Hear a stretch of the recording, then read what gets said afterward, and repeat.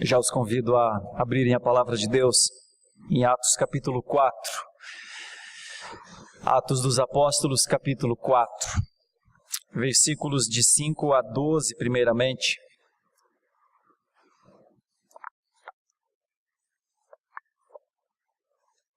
Atos capítulo 4,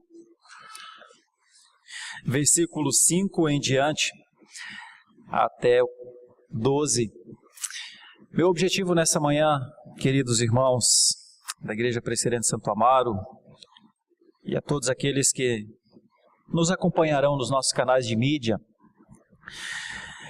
é falar sobre a pessoa de Jesus Cristo como o nome revelado. A pessoa de Jesus Cristo como o nome revelado e suas implicações. O que a revelação ao mundo dos nossos dias do nome de Jesus, o nome dele, o ser Jesus Cristo, a pessoa Jesus Cristo, a obra de Jesus Cristo, o que ela causa? Como ela é vista? O que esse novo conhecimento, o que essa nova percepção acerca do nome Jesus Cristo causa? O que está causando? A partir do texto bíblico, o que a revelação do nome de Jesus causou naquele momento? E o que aconteceu logo após o conhecimento do nome de Jesus? E, obviamente, como ideias para os nossos dias atuais, como é ser o povo do nome de Jesus? Ou como é ser o povo que carrega o seu nome? Porque neste tempo, os apóstolos ainda não carregavam como DNA espiritual conhecido das nações o nome cristãos. Mas hoje sim, hoje sim. Qual a implicação de eu ser um cristão? Como é eu carregar isso? Como é nós sermos dessa família? Isso muda as nossas vidas? Ou não muda as nossas vidas? Ser de Jesus, ser da sua família, ser um cristão, isso gera transtorno? Primeiro, pode gerar transtorno a nós? Pode ser prejudicial às nossas vidas, sermos cristãos? Isso pode gerar transtornos às estruturas? O que um cristão representa? São as ideias finais dessa meditação que eu gostaria de começar com a leitura do texto. Atos, capítulo 4, versículos 5 a 12, vão narrar o primeiro momento forense dos apóstolos. Vão narrar o primeiro momento que dali um grupo de pessoas julgaria, um grupo de pessoas avaliaria o comportamento destes homens. É este o momento de Atos 4, 5 a 12. Apenas como contexto, se os irmãos virarem uma página nas suas Bíblias, os irmãos verão que no capítulo 3, um fato aconteceu. Pedro e João estavam subindo ao templo para orar. Logo depois de uma demonstração de como esse novo povo estava vivendo, a comunhão que eles tinham, a adoração que eles insistiam em dar a Deus através de Jesus Cristo, a maneira como eles tratavam os necessitados, a maneira como eles passaram a temer as suas vidas, as decisões que eles tomavam, eles passaram a se perceber mais do que antes, eles passaram a perceber, entre outras coisas, que sim, eles prestavam contas a alguém. Em resumo, Atos 2, 42 a 47, definiu uma nova forma de viver. E eles estavam vivendo isso. E, obviamente, estavam despertando as atenções das pessoas para o bem ou para o mal. Estranhavam os novos comportamentos dessa gente. E se perguntavam a si mesmos, por que eles agora dizem que adoram um Senhor que não é o nosso imperador? Como eles dizem que são comandados por um poder que não são os poderes das nossas leis? O que este povo está inventando? Esse invento resultará em quê? Eram as percepções acerca desse pequeno grupo que nascia. Então, logo após isso acontecer, Atos 2, 42 a 47, no capítulo 3, Pedro e João estão subindo ao templo para as suas orações. E acontece um fato. Um homem está ali, e esse homem tem, o texto diz que ele é um coxo de nascença. É um homem que nasceu daquela maneira e já tinha mais de 40 anos. Então, há 40 anos se via aquela pessoa. E aquela forma daquele homem viver era, ao mesmo tempo, o sentimento do judeu: que bom que eu não sou assim como ele, eu sou perfeito, eu tenho tudo é normal comigo. Só que, ao mesmo tempo, aquele homem debilitado servia para que eles, num ato de caridade, jogassem uma moedinha para ele e com isso pensassem: sou um homem bom, porque faço caridade. Ele precisa de uma moeda para um pão? Bom, eu dou a moeda. Eu resolvo a sua vida com uma moeda? Ele diria: sim, muito obrigado, ó bom e caridoso religioso. E a pessoa entrava no templo dizendo: Deus, eu sou bom, eu pratico as boas obras. Por isso, já que eu sou isso, olha para mim. Olha, eu vivo a vida fazendo caridade. Então, considera isso em relação às outras coisas da minha vida. Era uma prática religiosa muito comum dos seus tempos. Só que quando Pedro e João sobem, e quando ouve esse homem perguntar: me dá uma moeda? Pedro reage de uma maneira impressionante. Ele diz: não moeda, não como uma prática de sobrevivência imediata, não como subsistência para a sua vida. O valor, a riqueza que eu tenho, ela não é a que mata a tua fome agora, ela é a que te cura. E diz: em nome do Nazareno, levanta e anda. Quando isso acontece, tem pessoas vendo. Quando isso acontece, tem pessoas para julgar essa situação e se assustar com isso. Bom, então, no momento em que ele faz isso, o povo todo começou a louvar a Deus. E começou a dizer: Deus está aqui, Deus está agindo, Deus cura este homem, Deus cura. E Pedro diz: não, Deus salva. Não, mas ele cura. Nós vimos esse homem recebeu um milagre. E Pedro e João diz: isso é sinal, isso não é tudo. Mas a cultura diz: chega, para nós é o suficiente, é tudo, agora tem poder. Nós queremos também. Talvez alguém pensasse: eu tenho alguém na minha família, eu quero trazer aqui para ser curado. Eu tenho alguém que é deficiente visual, eu tenho alguém que tem uma doença crônica. Onde vocês estarão? Permaneçam aqui, não saiam deste lugar, porque eu trarei todos os enfermos para que vocês também digam: em nome do Nazareno, levanta e anda. Mas Pedro diz: não, isso não é a boa religião. Não, essa não é isso que eu vim fazer. E então Pedro começa a discorrer sobre Jesus. E começa a discorrer sobre Jesus, fazendo alusão, entre outras coisas, à história, a como ele foi prometido, a como ele estava nos lábios dos profetas.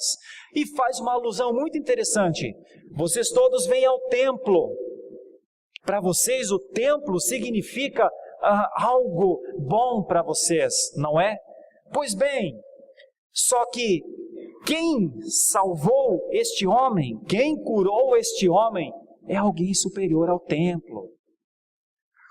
É alguém que é o próprio templo. É alguém que vocês precisam entrar nele. E isso, vocês estão compreendendo? Eles não estavam, porque os seus olhos chegavam só até o templo. E chegavam a algum sinal. Toda a sua percepção, o máximo possível da sua percepção religiosa, era ver o sinal. E Pedro queria falar de algo que estava além do sinal. Vocês percebem as profundidades, a forma como Pedro trata essa situação, a maneira como ele diz para aqueles judeus, no capítulo 3, que o que eles tinham feito, que foi exatamente matar a Jesus Cristo, Deus o tinha tornado Senhor e Mestre e templo agora, santuário para que todo aquele que nele cresce, entrasse por ele, vivesse dentro dele, vivesse com ele, experimentasse com ele a morte da cruz, experimentasse com ele a ressurreição. Certamente, os entendidos, as autoridades, os sábios, os poderosos, não entenderam isso. Mas é disso que Pedro está falando. É desse nome, é de um nome que está realmente acima de templos, de estruturas, de formas, de práticas, de ritos. É disso que Pedro está falando. E então, o capítulo 3 vai mostrar o discurso duro de Pedro. Mas ao final do capítulo 3, Pedro diz, olha, ele ressuscitou o seu servo, enviou-o primeiramente a vós para vos abençoar, no sentido de que cada um se aparte das suas perversidades. Como que dizendo, vou lhes dizer quem é Jesus. Imagine um instrumento.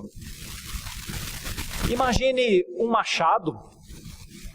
Um machado pode ser uma arma na mão de alguém, mas um machado pode ser o que parte a lenha para você se aquecer no inverno rigoroso.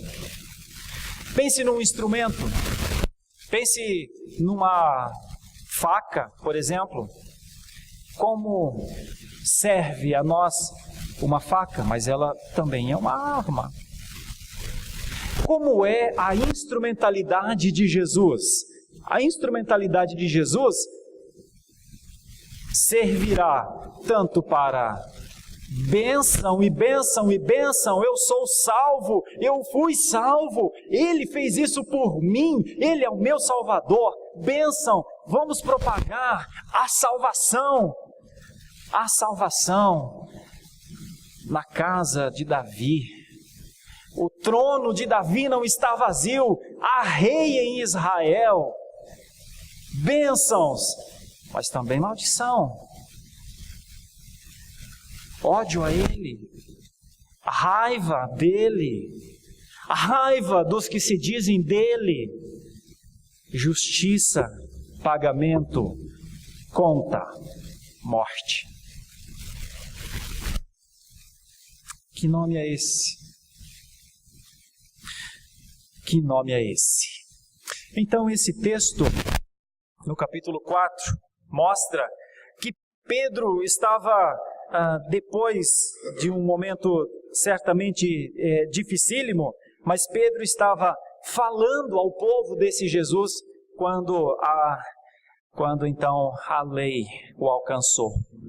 Saduceus, o capitão do templo e os sacerdotes, ressentidos porque este ensinamento lhes incomodava demais. Falar sobre a ressurreição dos mortos era para os saduceus uma ofensa muito grande. Então eles prendem esses homens.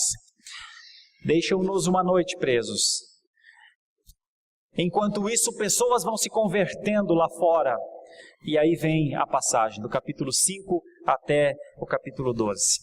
No dia seguinte, reuniram-se em Jerusalém as autoridades, os anciãos e os escribas.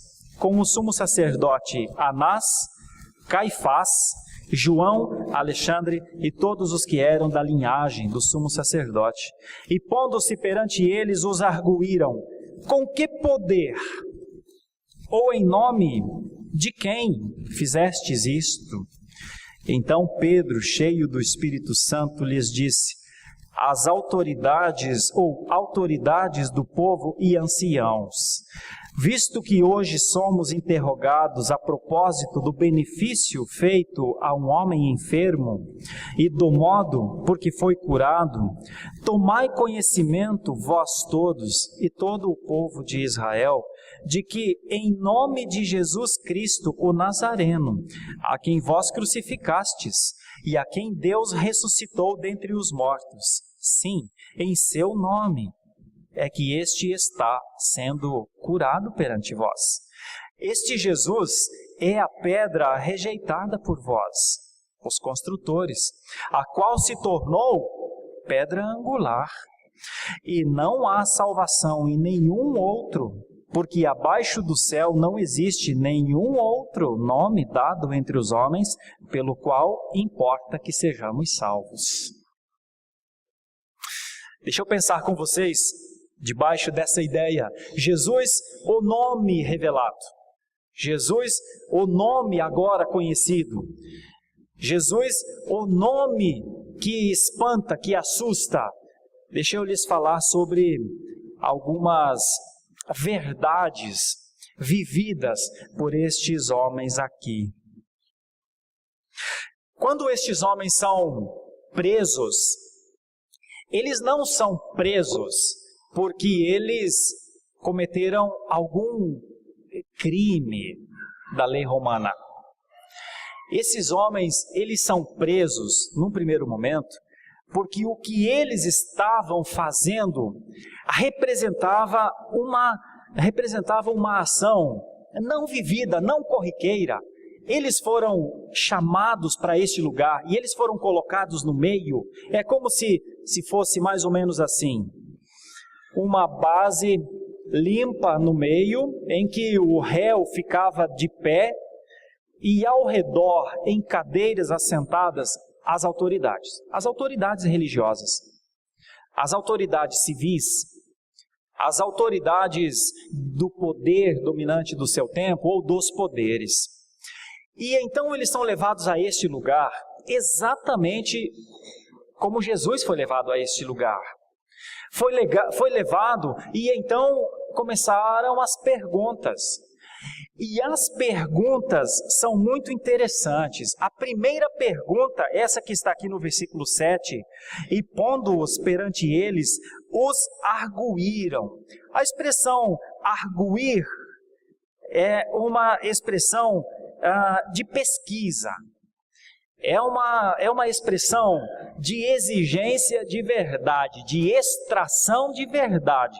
Eles não queriam conversar, eles queriam a resposta imediata. A preocupação das autoridades ali não era exatamente um crime. Era um tipo de benefício que ninguém fez até então, que não se viu, que não se fez, que não se testemunhava. Por quê? Porque a vida religiosa do judeu era uma vida muito ritualística e uma vida muito normatizada. A forma estava clara. Quem entendia das coisas de Deus, das palavras de Deus, era um grupo de religiosos que depois se divide majoritariamente entre fariseus e saduceus, mas eram esses dois grupos. Se digladiavam lá em cima, mais ou menos como se fossem dois partidos políticos, mas dominavam a todos. Ora, um dos grupos era mais forte, ora, outro dos dois grupos era mais forte, mas o povo era comandado por essa estrutura. O templo, os cuidados, as eleições, quem seriam os sacerdotes, quem seria o capitão do templo, quem seriam os homens que cuidariam de toda a parte estrutural, isso era estabelecida por este grupo. E então, tudo o que se viu Nunca foi nada nem semelhante nem parecido com esse tipo de benefício.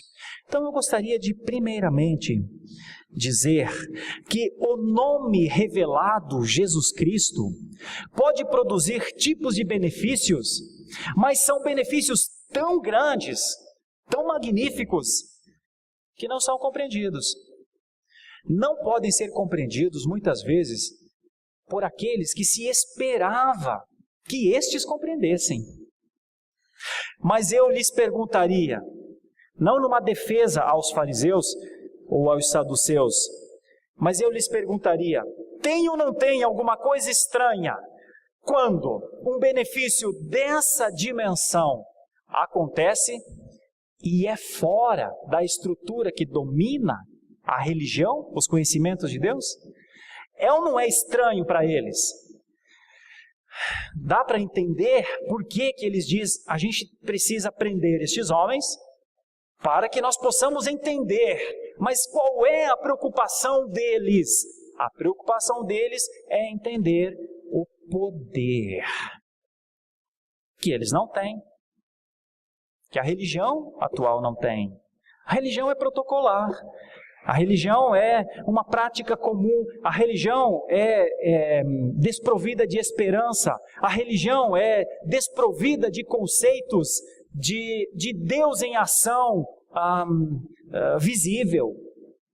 É assim, estou aqui, canto as canções, mas se me perguntar se percebi Deus operando em alguma situação, ainda não, nunca.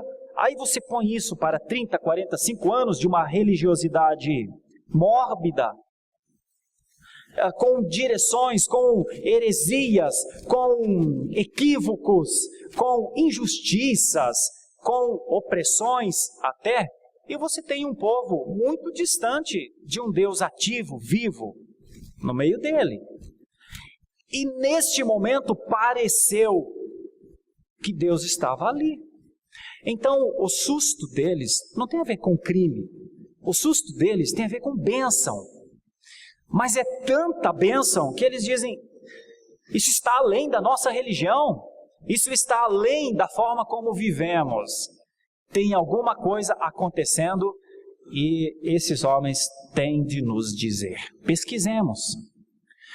Pesquisemos e, de acordo, porque uma vez que ainda temos o poder, ainda podemos julgar, julguemos. Isso nos interessa? Isso importa? Isso faz bem ao nosso farisaísmo? Isso faz bem ao nosso sistema atual? Tente imaginar rapidamente pelo pensamento do fariseu. Isso não vai desmoronar nossa estrutura? A quem importa mudar o curso? Não está tudo bem? Não estamos bem? Nós fariseus, nós saduceus, não estamos bem com o império? Não temos a liberdade do imperador para cultuarmos desde que não criemos problemas para ele? Ei, está tudo bem! Quem são estas pessoas que vêm com essa forma de relacionamento com Deus que altera a nossa forma correta de viver? Esse é o pensamento dos fariseus neste momento. E é por isso que eles o levam para este lugar e começa a interrogação. Qual é a grande preocupação deles? Que poder é este? Que poder é este? Como pode algo acontecer diante dos nossos olhos? A palavra usada no termo original é muito conhecida de todos nós, é a palavra dynamis. Dunamis. Que poder é esse que vocês têm, minha gente? É a pergunta que eles fazem. E logo a seguir, ou em nome de quem? O poder está em vocês? O poder foi colocado em vocês? Então são vocês os poderosos? Ou tem alguém que nós não estamos percebendo, que nós não estamos vendo? Expliquem-nos, falem-nos do que está acontecendo neste momento. É uma pergunta interessante. Com que poder ou em nome de quem fizestes isto? E é, de novo, uma expressão muito forte, é uma expressão ligada a um ato que aconteceu mesmo. A expressão fizestes isso é o termo grego para acontecido, é força. Que poder é esse que mostra que um fato poderoso, novo, realmente aconteceu? É a expressão poiel, formado, do tipo, como este homem que era coxo está modelado de uma outra maneira. Como isso aconteceu? Como foi produzido esse novo... Como é que esse homem passou a se movimentar? O que aconteceu? Nós vemos isso. É a expressão de espanto deles. Com que poder ou em nome de quem fizestes isso? Então, a primeira coisa que eu gostaria de deixar para os nossos irmãos nessa manhã é que se Jesus é o nome revelado, e é uma surpresa porque é o que Pedro vai dizer, se Jesus é o nome, primeiramente, esse nome vai despertar divisões, confusões, surpresas. Primeiramente, esse nome, pelo fato de não se compreender as suas dimensões, vai despertar desconfiança. Esse nome, os atos, as coisas que esse nome faz, causam sempre reações de preocupação, de medo muitas vezes, porque normalmente o nome Jesus altera situações humanas estabelecidas. Normalmente o nome de Jesus altera status quo. Eu sei que o nome de um Jesus apenas de prática ritualista, apenas de consciência até, não altera status quo. Mas o nome de um Jesus Cristo vivo altera status quo. Sabe por quê? Porque o nome Jesus, a palavra Jesus, significa Deus salva o seu povo dos seus pecados. Deus é a salvação. O nome Jesus Deus está trabalhando, salvando o seu povo dos seus pecados. Então, o nome Jesus, os atos decorrentes do nome Jesus, é uma alteração na vida normal, fenomenal. É isso que Jesus é em essência. E carregar o nome, carregar o seu poder, carregar a sua autoridade, é sim ser colocado à prova. Fala-nos. É sim amanhecer para um dia de respostas. É daqui que decorre a expressão, temos de dar razão da nossa fé. Cremos? Se cremos, vivamos. Cremos? Se cremos, testemunhemos. Cremos? Se cremos, nos defendamos, e a nossa forma de se defender é o próximo passo que Pedro vai dar. Como é que Pedro se defende nesse julgamento, nessa pergunta? A forma de Pedro se defender é através da despersonalização. Ele pergunta, fala-nos do poder, fala-nos do que aconteceu com vocês, fala-nos do que nós vimos. O homem andou, mas quem fez o homem andar? Fala-nos o que mudou em vocês. Quem são vocês? Vocês agora andarão por esses tempos e dirão, levanta e anda? E Pedro se defende numa espécie de tribunal, mudando o status de tribunal jurídico para inquisição, diz William Hendrickson. um estudioso do texto.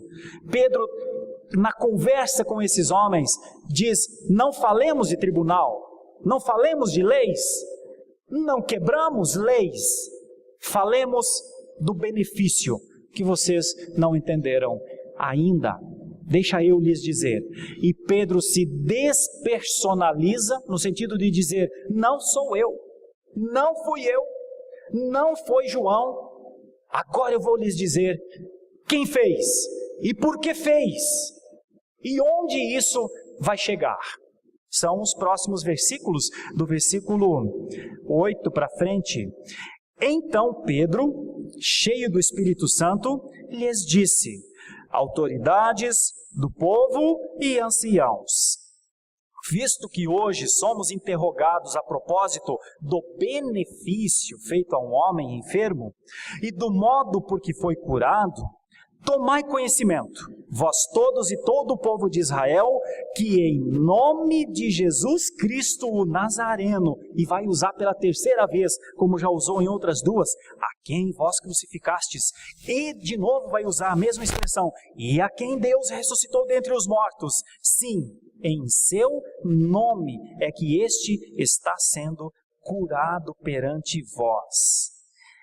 E aí vai trabalhar nos dois versículos, o 11 e o 12, a rejeição que ele recebeu, mas a ação que Deus fez. Para eles ele não era nada, mas para Deus ele era a pedra principal de uma construção. E aí o versículo 12 vai falar de três coisas magníficas, belíssimas. Vai falar da salvação proclamada. Vai falar do nome dado e vai falar de um povo salvo por causa disso. Percebam comigo, nós estamos falando de Jesus Cristo, o nome revelado. Jesus Cristo, o nome revelado, ou quando o nome é revelado, quando o cristão as suas práticas são cristãs. Quando a prática cristã significa: eu estou no mundo para servir, para contribuir com o plano de Deus de salvar o seu povo dos seus pecados. Quando o cristão vive como estes homens, encurralado muitas vezes, porque era a situação deles, presos uma noite, no outro dia levados para interrogatório, todas as autoridades postadas diante deles com as suas perguntas feitas, já com os seus planos, com os seus julgamentos já na cabeça, com a ideia e com o temor e o terror do que era aquele povo fazendo aquelas coisas tão diferentes. E então quando vem as perguntas: falem-nos o que vocês representam. Falem-nos quem vocês são, o que vocês querem, de onde vocês vêm, a quem realmente vocês ouvem, quem dirige as vidas de vocês. À luz de Pedro, João, dos discípulos dos seus tempos, os cristãos atuais devem, é urgente, é necessário, é fundamental fazer a reflexão do nome que eles carregam e das implicações que esse nome tem. As implicações que o nome cristão tem na vida dos dias atuais. Se o Jesus que nós cremos é apenas lá o Filho de Deus que morreu na cruz para salvar as pessoas, e cada um que seja salvo da forma como Jesus quer, nunca vai alterar status quo nenhum de ninguém. Será o meu cristianismo e será o meu Jesus, que eu posso fazer dele até um ídolo. É o meu Jesus. É o Jesus que eu falo que é em nome dele, por isso a minha oração tem poder. É um perigo. Agora, se o nome de Jesus estiver na vida do cristão, e o cristão vivenciar a essência do seu nome, Jesus Cristo é a salvação de Deus para o seu povo, o trabalho constante de Deus. Então eu não carrego um nome apenas como se fosse uma designação, eu carrego uma característica de vida. Então eu carrego a minha forma de ser. Então as minhas ações, elas estarão relacionadas a esse nome que eu vivo. E é nesse sentido que Pedro se despersonaliza para dizer: não é a cura dele que importa. O que importa é o que ele veio fazer, que se lhes assusta nesse momento, lhes espanta neste momento, porque vocês viram um homem ser levantado, lhes destruirá no futuro, porque ele está acima da religião que vocês pregam, ele está acima das práticas e dos ritos que vocês vivem, e ele está acima do templo que vocês idolatram, e ele está acima dos benefícios que vocês têm dessa religião. Ele é sim uma ameaça para vocês. É dessa forma que Pedro diz: vocês não têm ideia do porquê essa pessoa se levantou. E diz então: é aquele homem que vocês mataram, lembram? É ele que está aqui de novo. É ele que agora cura a gente assim. É ele. Os textos da frente vão falando: ele ressuscitou dos mortos e a ressurreição dele produz vida agora. Irmãos, eu fico imaginando você, um fariseu nessa hora, ouvindo coisas que nunca ouvimos. Quer dizer, nunca tenhamos querido ouvir. As Escrituras estavam ali. Eu li no começo do culto Isaías 61. Isaías tinha dito: haverá um momento que pelo poder do Espírito Santo do Senhor, coisas que os olhos ainda não viram passarão a ver. Haverá um momento em que coxos se levantarão, acreditem. Só que os 600 anos, 700 anos, tinham feito uma religião desacreditar. Acreditem, liberdade acontecerá aos cativos, mas a religião, 700 anos depois, mais prendia as pessoas, mais acorrentava as pessoas, mais colocava-as debaixo de leis, de normas. Faz isso, não faz aquilo. E religião ficou um conjunto de leis. Obedeceu a lei é um bom religioso, não obedeceu é um mau religioso. Haja vista os pastores da época quando Jesus nasceu. Por serem homens iletrados, homens dos campos, homens que não frequentavam exatamente as festas e nem os atos culticos, eram considerados como pessoas de somenos importância. Sua palavra não tinha importância. Se você precisasse de um pastor de ovelhas para ser o seu defensor em um tribunal, não tinha valor a palavra dele, porque não era alguém religiosamente perfeito, praticante. Era isso que a religião tinha feito. Veja que a religião, ou as religiões, podem servir tanto para serem instrumentos da bênção de Deus, como também instrumentos para males sofridos. E aqui está um povo sendo impactado, sendo apresentado a um nome que eles não pregavam, que a religião não pregava, que a religião não aceitava, que a religião havia condenado. Olha que coisa. Ironia, a religião atual manda matar a este nome. Precisa acabar e apagar com esse nome. Precisa impedir o seu avanço. Este nome transtorna o estado atual de coisas que nós tanto defendemos.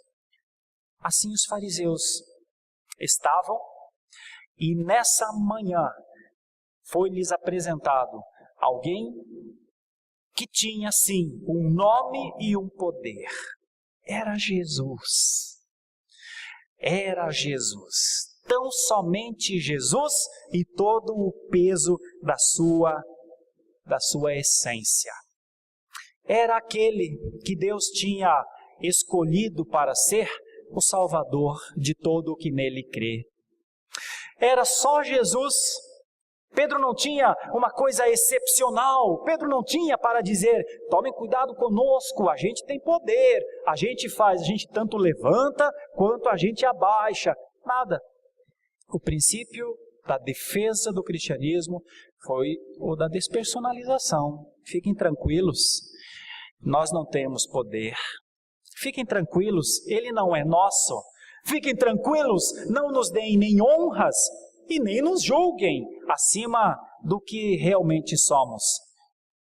Nós só somos o povo do nome. É no nome dele. É no nome do que ressurgiu dos mortos.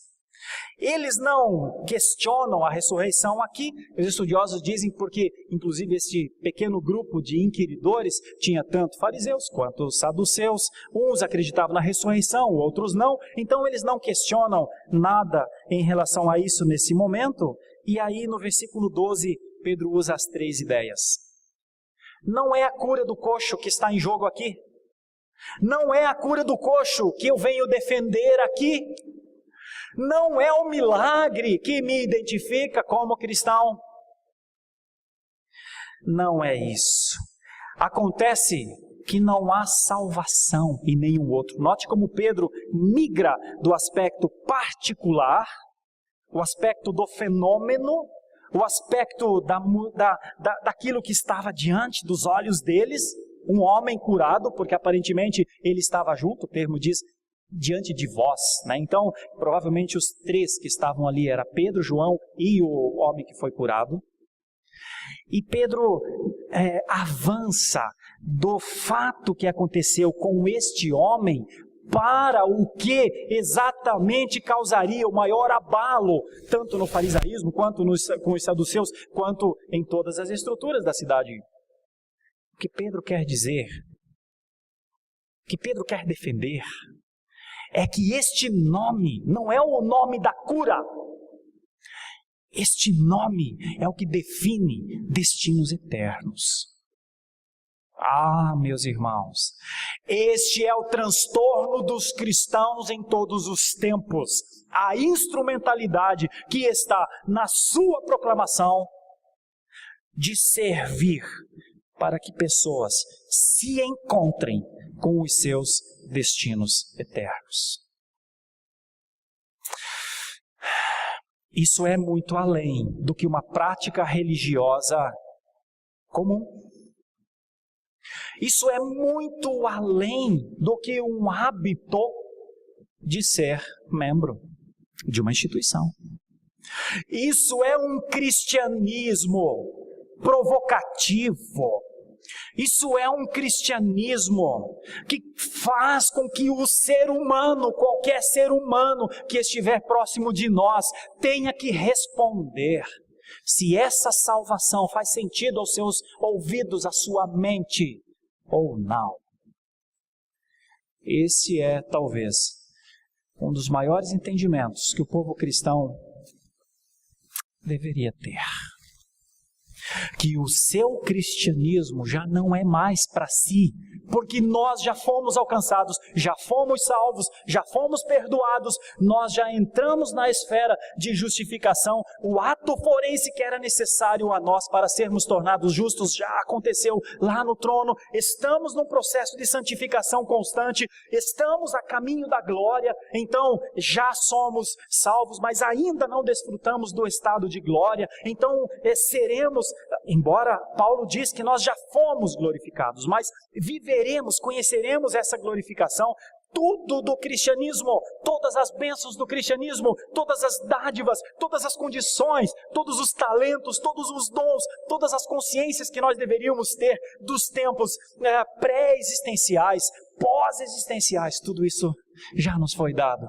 Isso já está em nós. Isso não vai ser acrescentado. Nós não vamos ser mais salvos do que nós fomos. Nós somos salvos à medida daquilo que Deus quis que nós fôssemos. Nós não avançaremos e não ficaremos aquém de todas as dádivas que o Pai das Luzes quis dar. Pronto, nós somos as novas criaturas que não vivemos nas leis antigas, porque se fomos feitos novas criaturas, as coisas velhas passaram, tudo se fez novo, agora eu adentrei a um novo estado. Eu adentrei a uma nova casa, a uma nova família. Eu adentrei ao santuário. O santo dos santos chegou a mim. Não fui eu que rompi, não fui eu que entrei, mas tudo isso veio até onde eu estou. E aí a gente glorifica a Deus, a gente diz, isso só Deus poderia fazer por mim, só Ele poderia mudar tudo, absolutamente tudo, refazer tudo na minha vida, me dar um novo entendimento de existência, de vida, de práticas e uma nova alegria nessas leis, as leis dEle. Ok? Tudo isso já aconteceu, meus irmãos, nada vai melhorar, tudo já existe, tudo já foi dado, tudo. Para quê? Se ainda estamos aqui vivos, se ainda temos 30, 40, 50, 60, 70 ou 80, para quê? Para que, uma vez que recebemos tudo isso, não morramos agora para aproveitar isso? Porque não é isso que é o grande benefício da salvação ao seu povo? Porque Ele não nos leva. Porque eu e você estamos aqui branqueando nossos cabelos, lutando muitas vezes com nossas saúdes, porque nós estamos aqui lutando muitas vezes com nossas famílias, com as dificuldades dentro de casa, problemas emocionais, problemas físicos, problemas espirituais, porque nós ainda estamos aqui lidando com as pessoas no nosso trabalho, com a injustiça, com a traição muitas vezes, porque se não é para que o nosso cristianismo também o seja para eles. Então, nesse processo de despersonalização de Pedro, quando Pedro diz, é no nome dele, é para ele, é para que vocês saibam que ele é o Salvador, Pedro está exercendo o seu cristianismo em proposta, em oferecimento às mais altas autoridades religiosas do seu tempo. Isso é testemunho, irmãos. Isso é testemunho. Todo e qualquer bom testemunho cristão passa pelo apagamento da nossa personalidade, para que o nome seja revelado, para que o Jesus da salvação seja visto. Eu sei que essa é uma pregação estranha no mundo evangélico atual, quando o culto à personalidade é uma das coisas mais admiradas. Pessoas amam fazer homens verdadeiras personalidades, mas eu quero insistir, foi assim que o cristianismo brotou, nasceu. Estes homens não angariaram nada para si, a não ser a alegria de falarem do seu Salvador, a não ser defenderem a honra e a glória do seu Salvador. E na hora em que eles são mais demandados, eles não fazem defesa do milagre acontecido. Eles dizem, é porque tem alguma coisa que vocês ainda não viram, fariseus, saduceus, autoridades, sacerdotes, capitães de templo, e soldados, e coronéis, e imperadores. Vocês ainda verão a instrumentalidade daquele que salva e condena. O machado posto à raiz. Vocês ainda descobrirão o que é a instrumentalidade deste poder e deste nome. E então ele diz que a salvação é proclamada, que esse nome foi dado para que pessoas sejam salvas. Eu quero concluir essa ideia nessa manhã, voltando ao início e nos fazendo algumas perguntas acerca de carregar esse nome. O nome Jesus Cristo, revelado em nós, revelado nas nossas práticas, revelado na nossa pregação, tem produzido nos meios em que nós temos vivido reações. Veja, não estou dizendo reações contrárias e também não estou dizendo reações favoráveis. Eu estou dizendo o nome, o jeito de viver.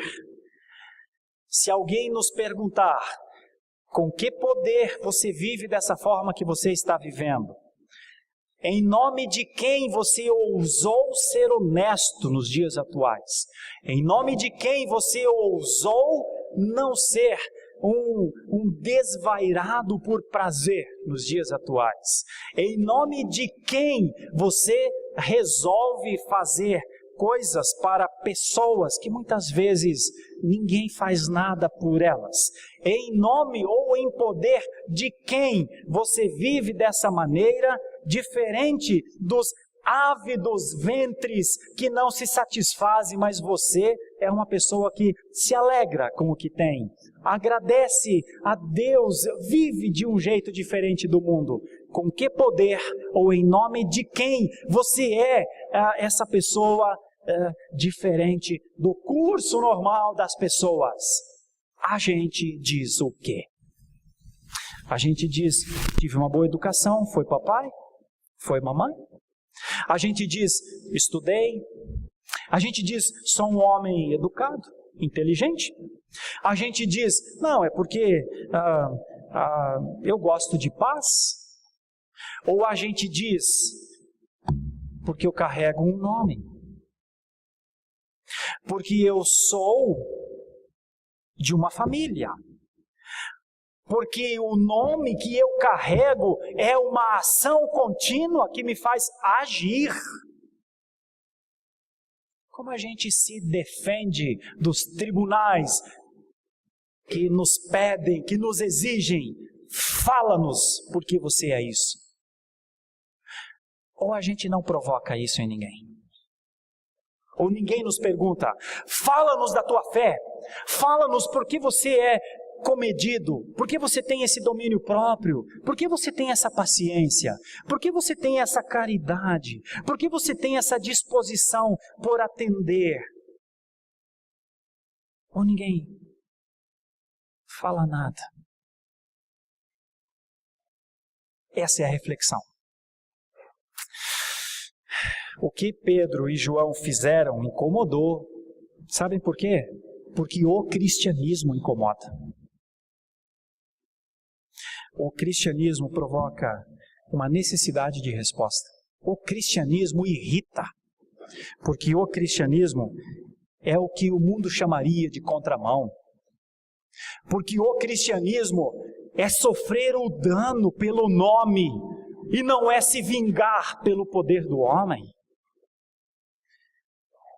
O cristianismo é carregar o nome Jesus para revelá-lo.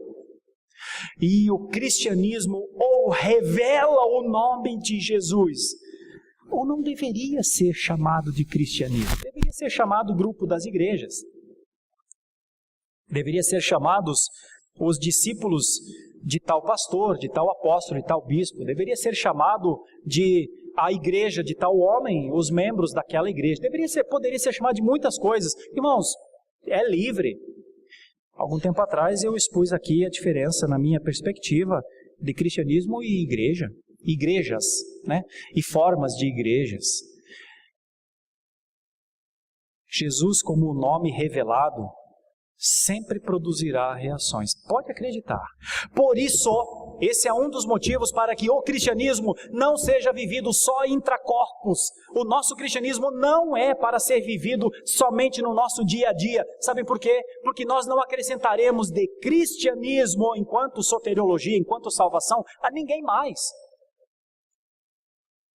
Aos salvos, o que será dado além disso? O que é necessário além disso? Por isso, quando você, cristão, de 1 ano, 2 anos, 3 anos, 5 anos, 10 anos, deixa para lá os seus amigos não cristãos, deixa para lá as suas relações, não faz bem, não é certo, porque o cristianismo, quanto mais tempo você tiver de cristianismo, mais você pode ser útil, exatamente nessas relações. Porque o cristianismo é para os outros agora. Pedro fez isso. Quando ele foi fazer a defesa dele, ele disse: vocês conhecerão poder e nome, vocês conhecerão salvação, vocês conhecerão proclamação, vocês conhecerão transformação, vocês verão. Certamente, Pedro estava evangelizando dessa forma neste momento. Que o cristianismo que carregamos, meus irmãos, e nós o carregamos, não é? Que o cristianismo que vivemos, nós vivemos nele, não é?